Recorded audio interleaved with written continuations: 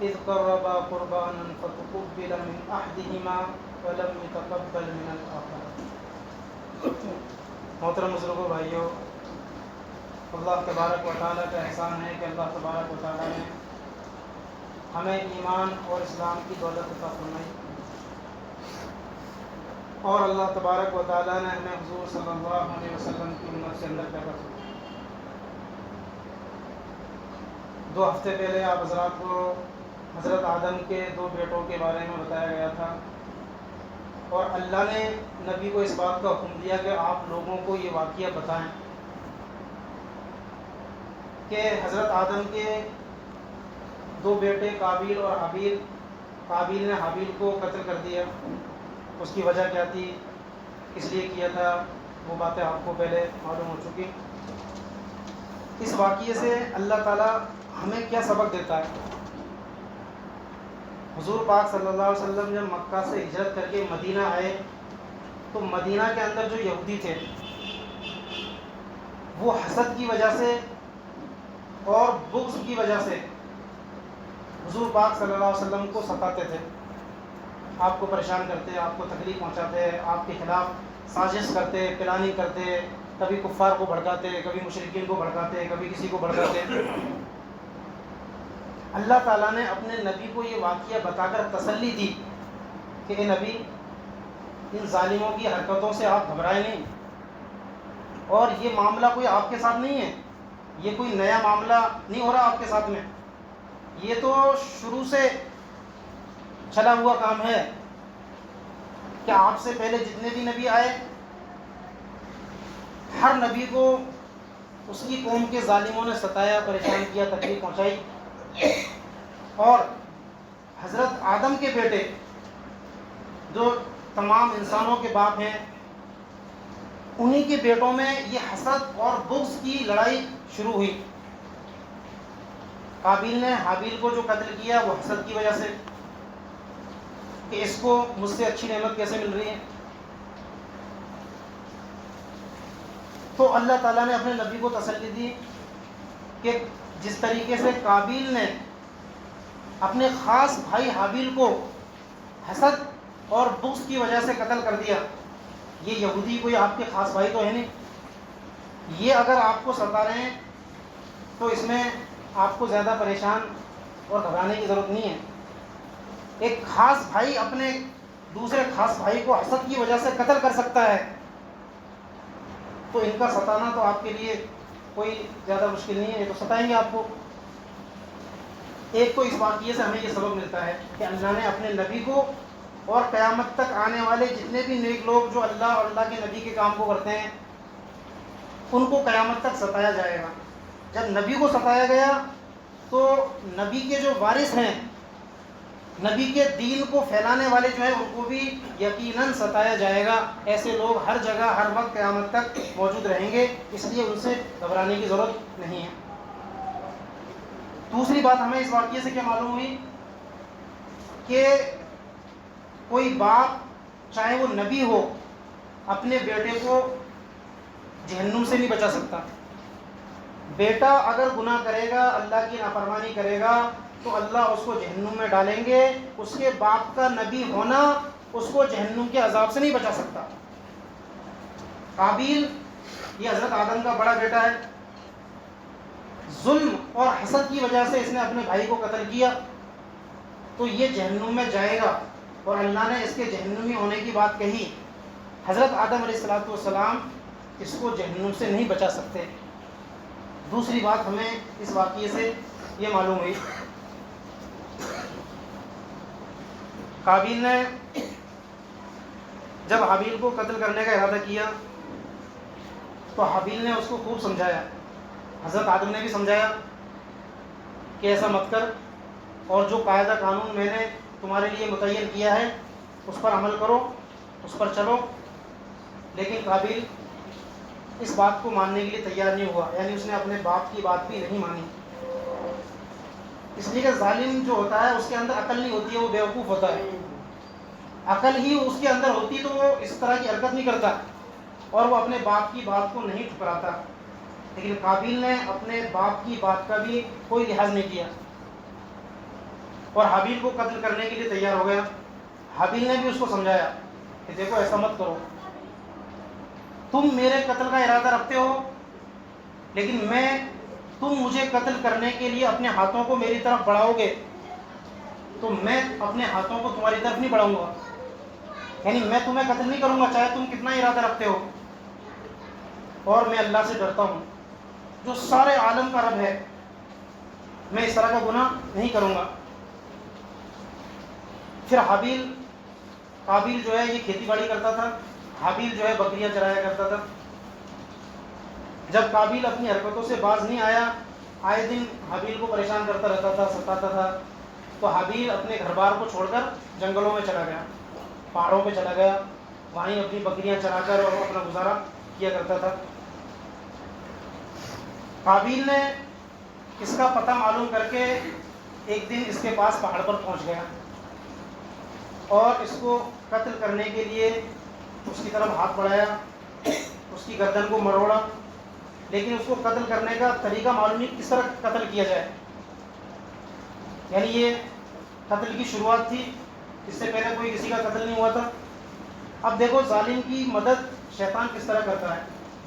شیطان تو چاہتا ہی ہے, وہ دشمن ہے. اب قابیل نے حابیل کی گردن پکڑ لی, اس کو مروڑ رہا ہے, توڑ رہا ہے, لیکن حابیل قتل نہیں ہو رہا, اور اس کا پاس میں کوئی قتل کا طریقہ بھی نہیں تھا. آج جس طرح قتل کے بہت سارے طریقے اس وقت نہیں تھے. تو شیطان انسانی شکل میں آیا اور شیطان نے ایک پرندے کو پکڑا, اس کا سر ایک پتھر پر رکھا اور دوسرے پتھر سے اس کے سر کو کچلا. قابیل نے یہ پورا طریقہ دیکھا اور وہ سمجھ گیا کہ قتل کرنے کا یہ طریقہ ہے. چنانچہ اس نے بھی اپنے بھائی حابیل کے سر کو پتھر پر رکھا اور دوسرا بھاری پتھر اس کے سر پر ڈال دیا, اس کو کچل دیا. اس طرح جو ہے قابیل نے حابیل کو قتل کر دیا. یہ انسانوں میں موت بھی سب سے پہلی تھی, اس سے پہلے ابھی تک کسی کی موت بھی نہیں ہوئی تھی, تو سب سے پہلی موت قتل سے ہوئی. اب قابیل نے حابیل کو قتل تو کر دیا. حابیل نے اس کو سمجھایا بھی کہ دیکھو میں تو یہ چاہتا ہوں کہ میرا اور تیرا گناہ تو تیرے سر پر لے لے اور تو جہنم میں چلا جائے, اور ظالموں کا یہی انجام ہوتا ہے. یہ ساری باتیں قرآن کی آیتیں ہیں. حابیل نے اس طریقے سے اس کو سمجھایا, لیکن وہ نہیں سمجھا. اب قابیل نے حابیل کو قتل کرنے کے بعد میں اب وہ پریشان کہ اب اس کی لاش کا کیا کرے, چونکہ آج سے پہلے کوئی موت بھی نہیں ہوئی, دفن کرنے کا کوئی طریقہ نہیں تھا. اب قابیل اپنے بھائی کی لاش کو بوری میں بھر کر اور اپنے کندھے پر اٹھائے پھرتا رہا. 1 سال تک وہ پریشان پھرتا رہا کہ اس لاش کا کیا جائے, اس کو کہاں رکھا جائے. اب جب میں نے یہ بات پڑھی تو 1 سال تک تو میرے ذہن میں بھی یہ بات ہے کہ 1 سال تک تو لاش جو ہے سڑ جاتی ہے, گل جاتی ہے, تو یہ 1 سال تک خراب کیوں نہیں ہوئی. تو پھر میرے ذہن میں فوراً وہ بات آئی کہ بنی اسرائیل کے اندر بنی اسرائیل کو اللہ نے حکم دیا تھا کہ بھئی گوشت کو تم جمع کر کے مت رکھو, جتنا تم کو ملے روزانہ کھاتے رہو. لیکن بنی اسرائیل نے گوشت کو جمع کر کے رکھنا شروع کیا, اس وقت سے گوشت سڑنا شروع ہوا, ورنہ اس سے پہلے گوشت کبھی خراب نہیں ہوتا تھا. آپ 10 دن 15 دن 1 مہینے رکھو کوئی خراب نہیں ہوتا تھا. بنی اسرائیل کے زمانے سے یہ سلسلہ شروع ہوا. تو اس سے یہ بات سمجھ میں آئی کہ اس وقت جو ہے لاش بھی سالوں تک سڑتی نہیں تھی, گلتی نہیں تھی, وہ ایسی رہتی تھی. اب قابیل پریشان, کیونکہ ظالم حسد کی وجہ سے ظلم تو کر لیتا ہے لیکن پھر وہ خود ہی پریشان ہوتا ہے. اور اسی طریقے سے قابیل بھی پریشان کہ اب لاش کا کیا جائے, کہاں دفن کرے, کیا کرے اس کو. تو پھر اللہ تعالیٰ نے 1 سال کے بعد میں اس کو یہ طریقہ بتایا. جنگل کے اندر پھر رہا تھا, 2 کوے آئے, ایک کوے نے دوسرے کوے کو قتل کیا, گڈھا کھودا اور اس کو مردہ کوے کو اس میں دفن کیا اور اوپر سے مٹی ڈال دی. تب قابیل کے ذہن میں یہ بات آئی کہ میں تو اس کوے سے بھی گیا گزرا ہوں, یعنی میرے اندر اتنی عقل نہیں ہے, اتنی تمیز نہیں ہے کہ جو ایک کام ایک کوا کر سکتا ہے وہ میں نہیں کر سکتا. 1 سال سے پریشان کر رہا ہوں میں کہ میں بھی ایسا کر سکتا تھا. چنانچہ بعد میں پھر قابیل نے بھی گڈھا کھود کر اپنے بھائی کی لاش کو زمین میں دفن کیا اور اوپر سے مٹی ڈالی. تو اس وقت سے یہ سلسلہ شروع ہوا. تو اس سے قرآن کریم نے اس پورے واقعے کو ایک رکوع کے اندر بیان فرمایا, اور اس میں بڑی قیمتی باتیں ہیں. جب پورا واقعے کو ہم پڑھتے ہیں, پوری آیت کو جب ہم پڑھتے ہیں, تو ایسا لگتا ہے کہ آج کے حالات کا نقشہ اللہ نے کھینچ کے رکھ دیا اس میں. حالانکہ قرآن کب سے اترا ہے, یہ واقعہ کب کا ہے, لیکن قرآن چونکہ قیامت تک کے لیے معجزہ ہے, اس لیے قرآن کی بات کو آپ جب بھی پڑھو گے ایسا لگتا ہے کہ آج کا نقشہ اللہ نے اس کے اندر کھینچا ہے. تو آج کے حالات بھی ہم دیکھیں کہ ایک بھائی اپنے بھائی پر کس طرح ظلم و ستم کرتا ہے, ایک انسان دوسرے انسان پر کس طرح ظلم و ستم کرتا ہے.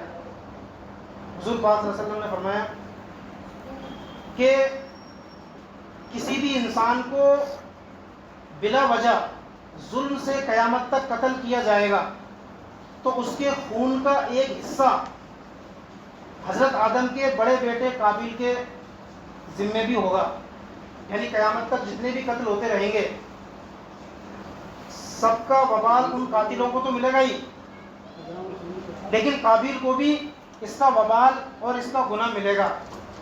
اس لیے کہ قتل کا دستور یہ سب سے پہلے قابیل نے بنایا, اور اس کی شروعات سب سے پہلے قابیل نے کی. اس لیے قیامت تک جتنے قتل ہوتے رہیں گے, جتنی خوریزی ہوتی رہے گی, سب کا وبال اس قابیل کو بھی ملتا رہے گا. تو اللہ نے فرمایا وَاتْلُ عَلَيْهِمْ نَبَأَ ابْنَيْ آدَمَ بِالْحَقِّ, کہ لوگوں کے سامنے حضرت آدم کے دونوں بیٹوں کا واقعہ بیان کیجئے اور ان کو سمجھائیے اس سے, تاکہ لوگوں کو عبرت حاصل ہو. اِذْ قَرَّبَا قُرْبَانًا فَتُقُبِّلَ مِنْ أَحَدِهِمَا, کہ جب دونوں بیٹوں نے اپنی قربانی پیش کی تو اللہ نے ایک کی قربانی کو قبول کر لیا, حابیل کی, اور دوسرے کی قربانی کو قبول نہیں کیا. تو قابیل نے کیا کہا, قال لأقتلنک, کہ میں تجھے قتل کر دوں گا. حابیل نے پھر اس کو سمجھایا اور ساری باتیں اس کو بتائی کہ تو ایسا مت کر, انی اريد ان تبوء باسمی واسمک فتکون من اصحاب النار, میں تو یہ چاہتا ہوں, اگر تو میری بات کو سمجھانے سے نہیں سمجھتا ہے تو اب میں یہ چاہتا ہوں کہ تم میرا گناہ بھی تیرے اوپر لے لے.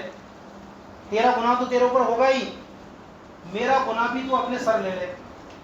اب اس میں حابیل کا گناہ کیا ہے؟ حابیل نے تو قابیل کو قتل کرنے کا ارادہ بھی نہیں کیا,